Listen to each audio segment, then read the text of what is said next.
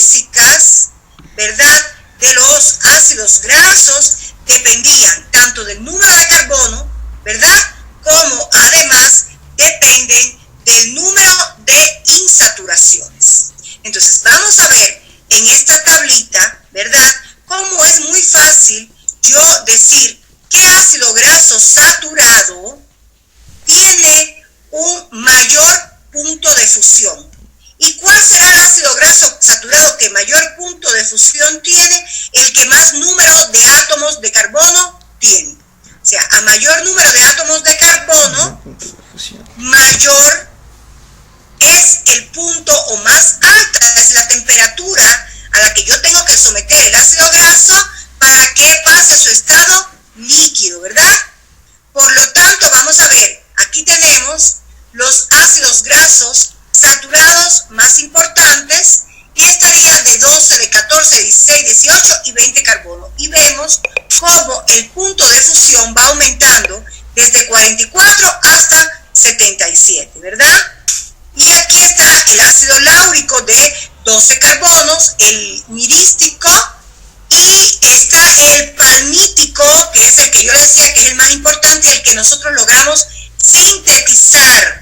Sintetizamos ácido graso palmítico y a partir de este formamos otras reacciones y modificaciones, pero en realidad la síntesis, cuando ustedes vean metabolismo, van a ver que lo que se sintetiza es el ácido palmítico en nuestro organismo.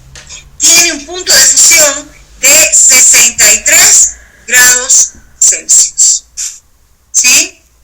Muy bien. Entonces, dentro de los insaturados, el problema está en que este punto de fusión va a depender tanto del número de átomos de carbono, que va a ir aumentando con el número de átomos de carbono, el punto de fusión, pero también depende del número de dobles enlaces, ¿verdad?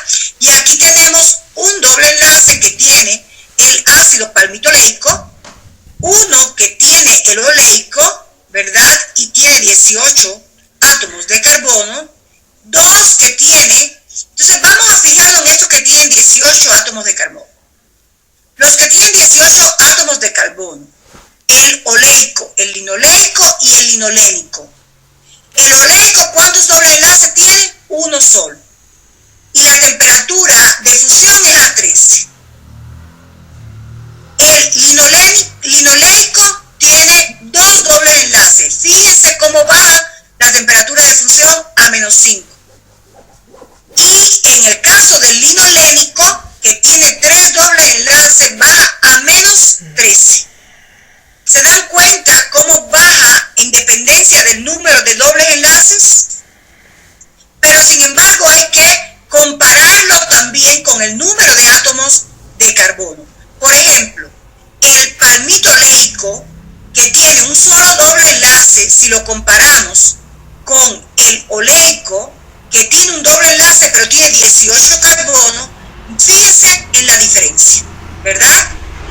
-0,5 en el palmitoleico, 16 átomos de carbono, y 13 en el oleico, que tiene 18 átomos de carbono, a pesar de que los dos tienen un doble enlace. Entonces, esto es importante, conocer que a medida que aumenta el número de átomos de carbono, ¿qué pasa con la temperatura de fusión? Aumenta. Pero a medida que aumentan las insaturaciones, el número de doble enlace, ¿qué pasa con la temperatura de fusión? Disminuye, ¿verdad? Disminuye. Y aquí tenemos entonces el ácido araquidónico, que tiene 20 átomos de carbono, pero tiene 4 dobles enlaces. Y fíjense que su temperatura de fusión son a los -50 grados Celsius, ¿verdad? Entonces, esto es muy importante. Esto es muy importante. Yo les puedo poner una fórmula global de un ácido y preguntarle cuál cree usted que tiene mayor o menor temperatura de fusión. O, por ejemplo,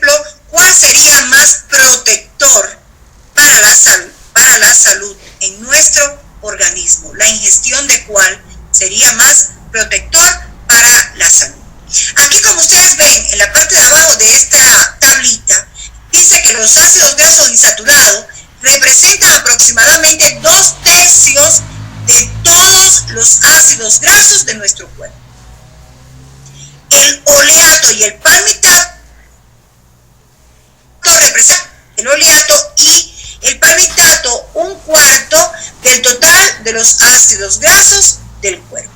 Entonces, aquí es muy importante saber que la gran mayoría de ácidos grasos en el cuerpo, ¿verdad?, son ácidos grasos de tipo insaturados. A pesar de que cuando realizamos la síntesis, lo sintetizamos en forma de un ácido graso saturado, que es el palmítico de 16 carbonos. Muy bien. Entonces, en cuanto a las características como tal de los ácidos grasos, vamos a ver que tenemos, ¿verdad?, que tienen algunas propiedades físicas importantes. Una que habíamos hablado en la primera clase era su carácter anfipático. ¿Por qué son anfipáticos? A ver, ¿quién me dice? ¿Por qué son anfipáticos la mayoría de los lípidos y dentro de estos los ácidos grasos? Porque tienen una parte hidrofílica y una hidrofóbica. Y nosotros pusimos en el ejemplo que pusimos en la primera clase, pusimos un ácido graso, donde la parte hidrofílica, ¿cuál era, Priscila? ¿Cuál era la parte hidrofílica del ácido graso? La cabeza. La cabeza hidrofílica era ¿quién? ¿Qué grupo? El grupo carboxilo, ¿verdad? Y la cadena hidrocarbonada era la parte hidrofóbica. También es importante conocer las características del punto de fusión que ya vimos, de que dependen, ¿verdad?, del número de carbonos y además del número de insaturaciones. La otra característica importante desde el punto de vista físico-químico es la capacidad que tienen los ácidos grasos de esterificarse, ¿verdad? Y habíamos visto la capacidad de ellos esterificarse con los alcoholes, ¿verdad? Y de esta forma, esterificándose con los alcoholes, le habíamos comentado que formaban los triacilglicéridos, que es la forma de almacenamiento mayor que tenemos en nuestro cuerpo de lípidos, ¿verdad? También hay otra característica, que es la saponificación. ¿Qué cosa es la saponificación? Es cuando nosotros usamos un álcali, una base, ¿verdad?, para hidrolizar las uniones ésteres de estos ácidos grasos. Y este álcali, ¿qué hace? Rompe, ¿verdad?, ese éster, esa unión éster, y se forma una sal de ácidos grasos, que son llamados jabones. Esta es la forma en la que nosotros obtenemos el jabón, ¿verdad?, que usamos para el aseo, ¿verdad? También se obtiene de esta forma, mediante el proceso de la saponificación.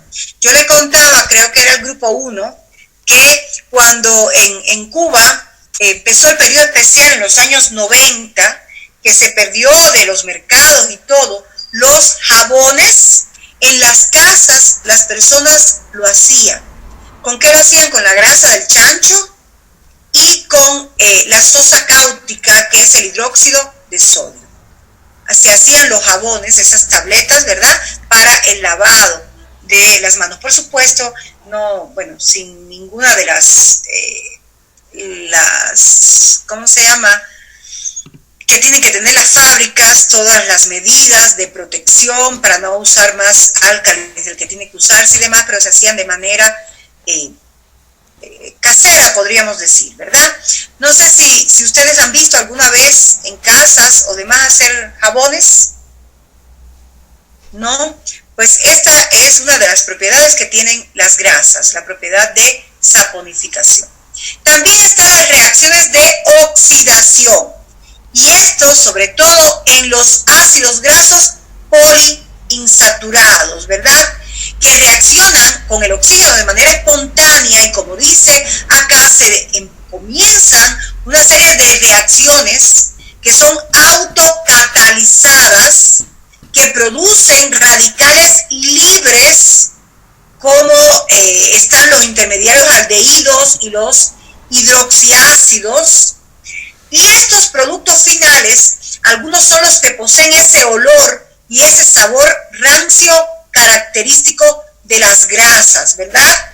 Las membranas biológicas formadas por diferentes tipos de lípidos que contienen ácidos grasos poliinsaturados pueden sufrir el efecto del estrés oxidativo. Incluso se ha hablado mucho del estrés oxidativo y la generación de estos radicales libres y su relación con el envejecimiento, ¿verdad? Entonces, los ácidos grasos, sobre todo los poliinsaturados, pueden reaccionar con el oxígeno, ¿verdad?, produciendo estas reacciones de oxidación. Y pueden entonces dar esa afectación, ese sabor rancio o ese olor rancio que aparece en las grasas. También habíamos hablado de la hidrogenación, que Eduardo nos hablaba al principio de la clase, ¿verdad? Y es cuando se le introduce hidrógeno en los dobles enlaces, ¿verdad? Esto es importante, como habíamos visto, en la industria de las grasas, porque entonces la hidrogenación de los aceites naturales líquidos produce grasas saturadas, o sea, ya no habría doble enlace, sino que son ocupados por el hidrógeno y produce esas grasas saturadas, sólidas, y que son resistentes al enraciamiento, o sea, a la producción de ese sabor rancio que se produce, sobre todo por la reacción de oxidación en las grasas insaturadas, ¿verdad? Estas son las características físico-químicas fundamentales que debemos conocer de los ácidos grasos. Su carácter anfipático, su punto de fusión, con qué varía, la esterificación, por qué sería una reacción importante en los ácidos grasos, las reacciones de saponificación de oxidación y la reacción de hidrogenación que convierte un ácido graso insaturado en un ácido graso saturado como tal. De los ácidos grasos esenciales ya habíamos hablado, ¿verdad? Y habíamos dicho que se les llamaba ácidos grasos esenciales porque no pueden ser sintetizados por el organismo humano, por lo tanto tienen que ser ingeridos en la dieta. Y está el ácido linoleico y el ácido linolénico. También el ácido araquidónico, pero vamos a ver que el ácido araquidónico se puede obtener a partir del linolénico. Por eso cuando hablamos de ácidos grasos esenciales que se deben ingerir en la dieta, hablamos del ácido linoleico y el ácido linolénico, ¿verdad? Estos ácidos grasos, todos los ácidos grasos insaturados, habíamos hablado también ya de que son muy importantes en la protección contra la aterosclerosis y contra el envejecimiento de la piel. Estos vienen dados en el aceite de oliva, en el aceite de girasol, del maíz, de la soya, del algodón y de las avenas. Entonces, las grasas insaturadas, ya sea omega 3, 6 y 9, son consideradas como buenas o óptimas, o sea, son muy buenas ingerirlas en la dieta